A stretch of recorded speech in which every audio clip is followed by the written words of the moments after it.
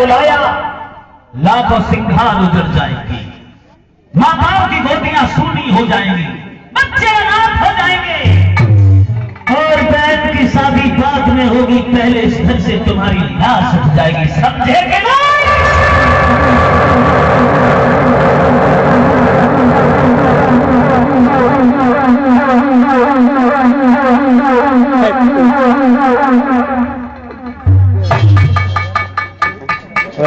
यहाँ गया तुम नहीं के समय यहाँ आया नहीं सीरा करने तवत बने और चला गया।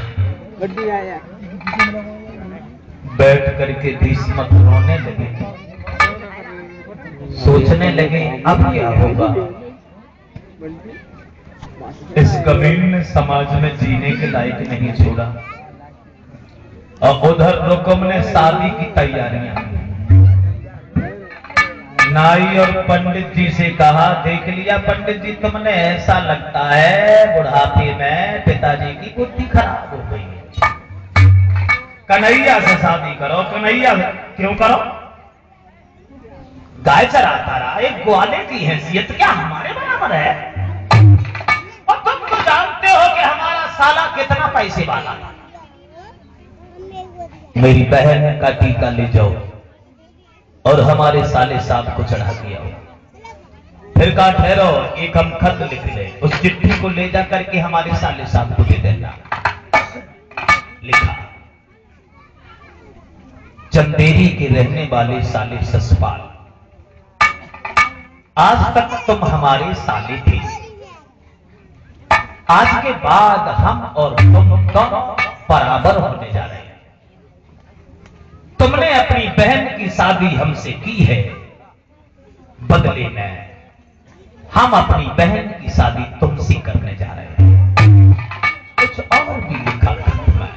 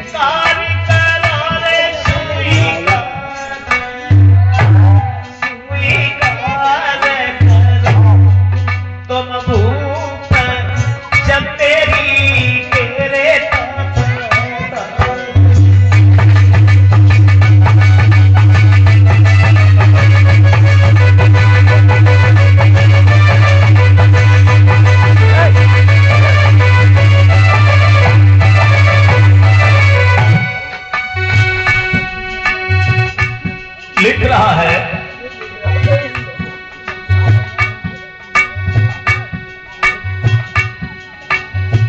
और कछु मेरे पास नहीं, मेरे पास नहीं, एक बहना तेरे शरण को मथुरा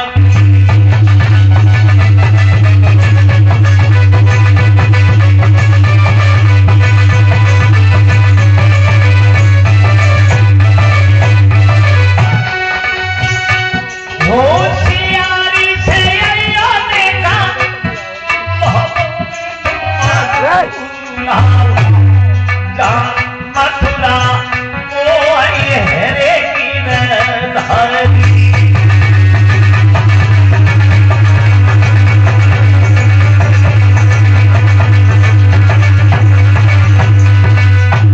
साफ लिख दिया, दूल्हा बन के आओ तो होशियारी से आना।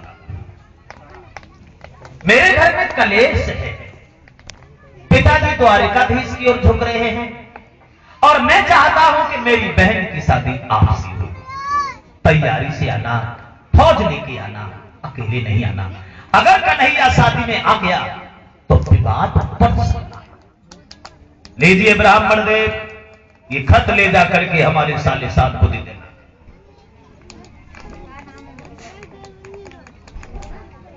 नाई और पंडित जी चल दिए।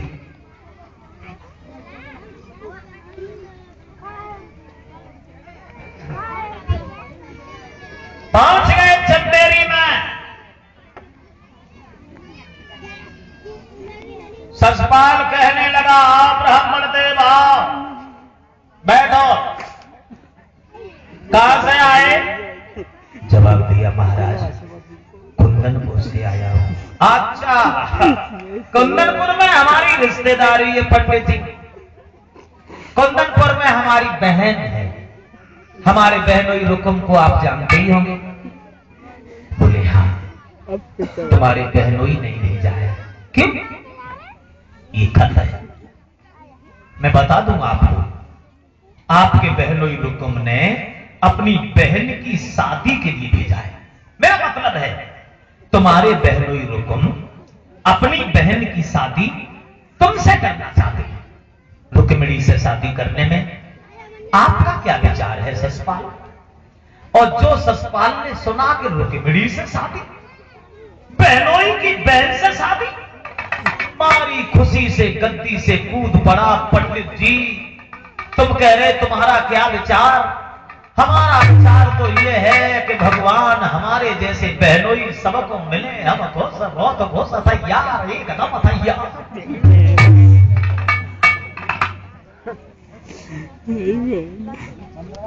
मौसी के लड़का दत्त बक्र से कहा कि फौज सजाओ और मैं रुक्मिणी से शादी करें।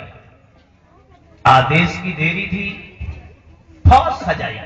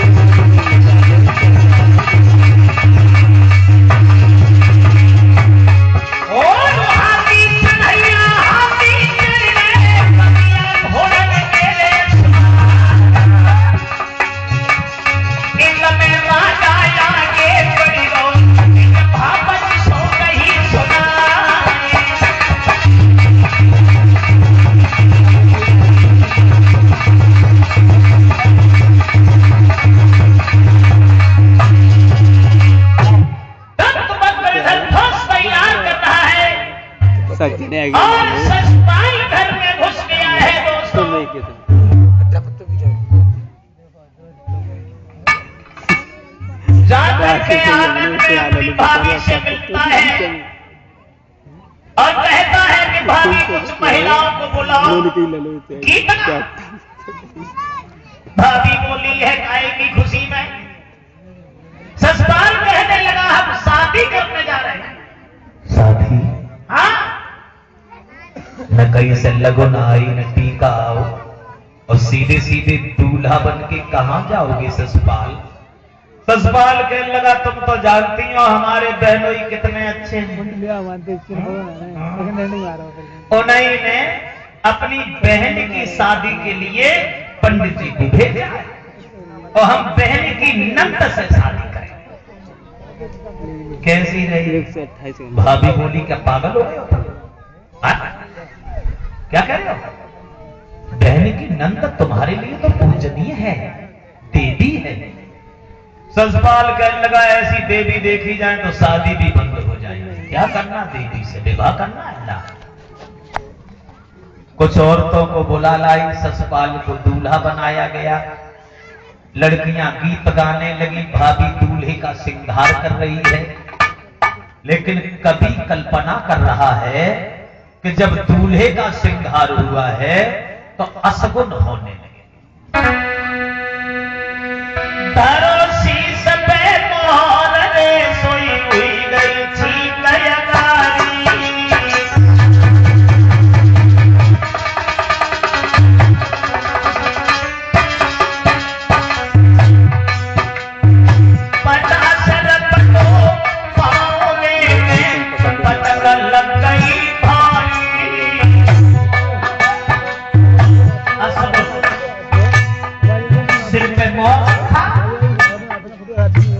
ठीक हो गई, पटा से पैर फिसल गया, गिर गए। और जो ससुराल गिरे, एक लड़की गीत गाना तो भूल गई, हंसने लगी। और जो लड़की हंसी, ससुराल को क्रोध आ गया। लड़की क्यों हंसी, क्यों हंसी? अरे गिर गए, कौन सी बड़ी बात है? बहादुर लोग तो हमेशा गिरते ही रहते हैं। गीत यही बात तो कोई जानते है ना जानते है, ये बातें ना जानते कोई, ये जानते अकेला।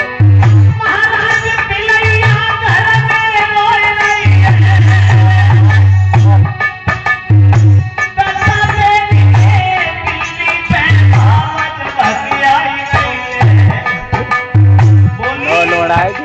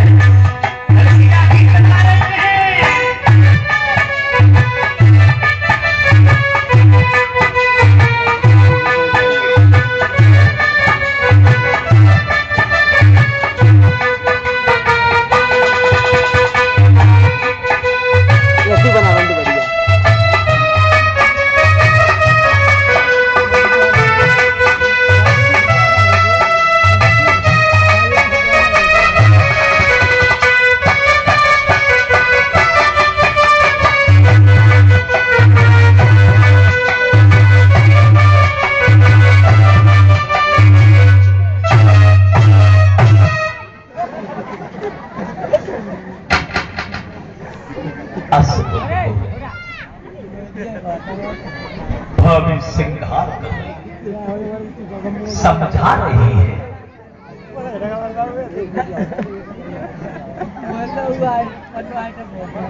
ससुराल पागल बना शादी तुम्हारे साथ नहीं। हमने सुना है मां द्वारिकाधीश कन्हैया भी आएगी।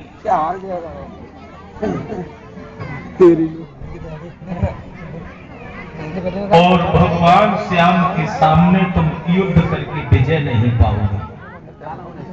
भूल जाओ रुक्मिणी को, हम किसी दूसरी लड़की से तुम्हारी शादी कर देंगे। सुन भाभी के दैव उठी तन में ज्वाला, और मेरा दिल कर सके नंद को लाला। बिल्कुल निश्चिंत रहो भाभी, जाएंगे और जाएंगे तो शादी करके ही आएंगे, और आएंगे तो खाली हाथ नहीं आएंगे, पिता करा के ही लाए। तुमने तो देखी नहीं है, हमें पूछो, हमारी तो बहन की नंद है, इतनी सुंदर है, अंधेरे में बैठा तो दूर से चमक जाती। हाँ, एक बात बताओ, दूल्हा बनने में कोई कमी तो नहीं रह गई? एक लड़की बोली कोई कमी नहीं है, सिर पे मोहर भी है, कंगन भी है, लेकिन जब मुंह की ओरी देखते हैं तो लगता है कभी काजल नहीं लगा। ससुराल बोला छोड़ दी कमी, काजल लेके आ जाओ।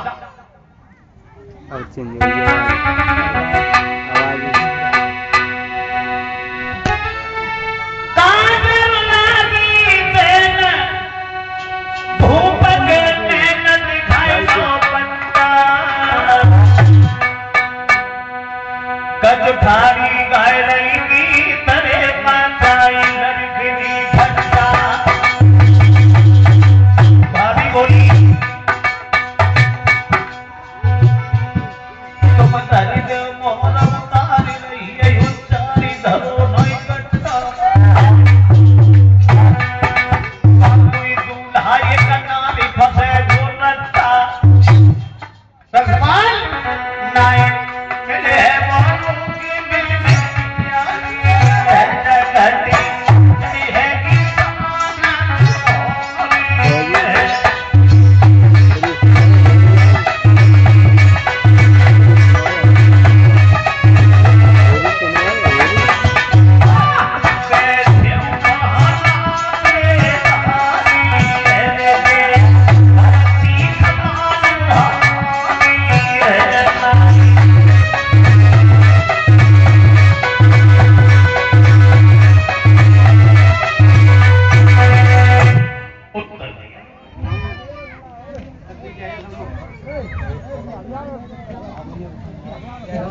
भगवान से युद्ध करके जीतोगे नहीं।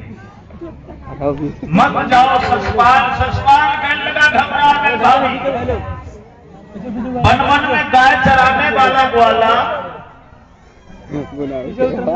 वो क्या जाने युद्ध कैसे होता है। और युद्ध क्षेत्र में पहुंचना ये बहादुरों का कर्तव्य है, न कि ग्वालों का। भाभी बोली अब नहीं मानते हो तो जाओ। साथियों, बहुत जल्दी में है ससपाल। आए भैया ने तुरंत सर्वशिकार, जैसे ही कदम धरो है आगे कठी रसड़ा को खाई।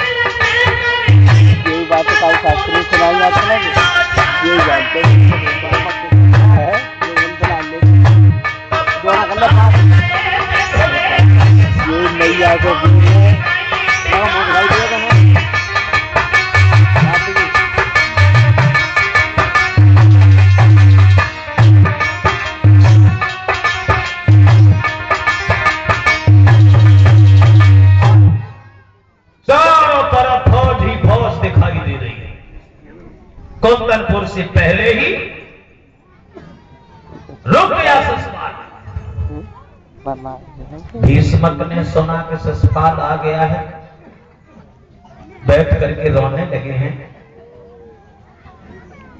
रुकुम ने सुना कि साले साहब आ गए हैं तो रुकुम बड़ा मगन हुआ। कार्यकर्ताओं से रुकुम कहने लगा, आप खड़े खड़े देख क्या रहे हो? ये नहीं जानते कि साले साहब आ गए? सेवा करो, बारात की सेवा करो, दूल्हा की सेवा करो, इतनी सेवा करो किसी तरह की कोई कमी न रह जाए। बड़ा आदमी है, छोटी छोटी बातों में तो उठ जाता है, हमारा मसाला है हमें मालूम। और जिस समय रुक्मिणी ने सुना हमारे और कन्हैया के बीच में मेरा भैया दीवार बन गया, हृदय पे वो वज्र सा बैठा जिसे रुक्मिणी सह नहीं सकी। पछाड़ खा के आंगन में गिर पड़ी और भगवान कन्हैया की याद करके रोने लगे। ये क्या हुआ घनश्याम?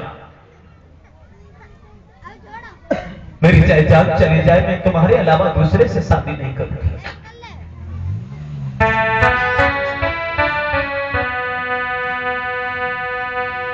भगवान की याद करके विलाप करती है रुक्मिणी। दीन हितकारी श्यामा, अरे कन्हैया तुम का पर देर लगाई।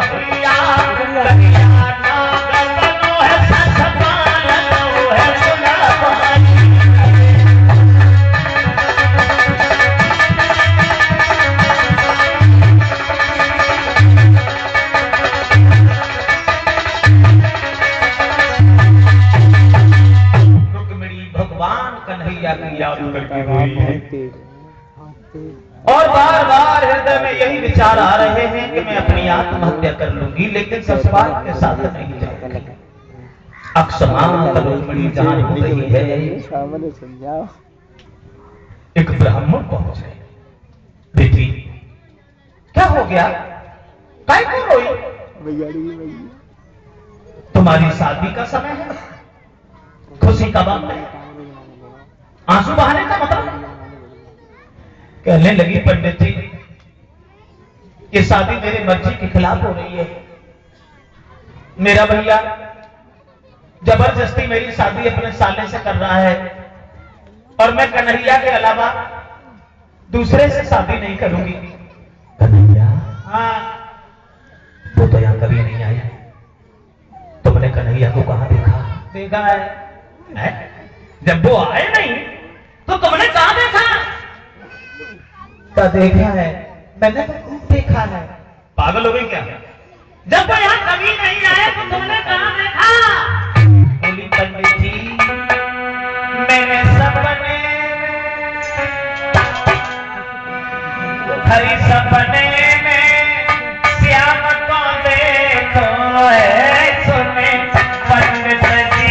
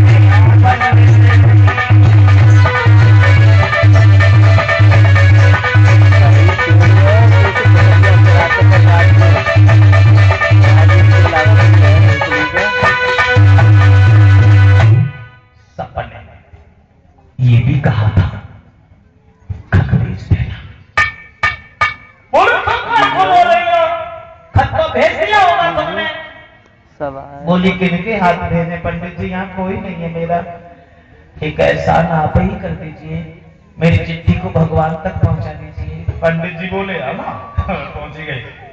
बुढ़ापा है, पैदल भी चला नहीं जाता, द्वारिका बहुत दूर है, हम तो रास्ता में ही मर जाएंगे। कहने लगी पंडित जी मैं तुम्हारा एहसान कभी नहीं भूलूंगी, आप मेरी चिट्ठी को भगवान तक पहुंचा दो। कापर लिखे रुक्मिणी का प्रेम पत्र लेकर के बूढ़े से ब्राह्मण जिस समय चले हैं, भगवान कृष्ण के दर्शन ही हो जाएंगे यही सोचकर आगे बढ़े हैं। दो चार कोस तो निकल गए, बुढ़ापे में पैदल नहीं चला गया। पंडित जी ने सोचा रास्ता के किनारे बाग बड़ा सुंदर है, चलो छोड़ो बाग में चलेंगे, थोड़ा आराम करना है। सोचने लगे पंडित जी तुम्हारी बिलमाई ले, अब तुम्हारी बिलमाई ले, साई बगिया में तुम्हारी बिलमाई ले, साई बगिया में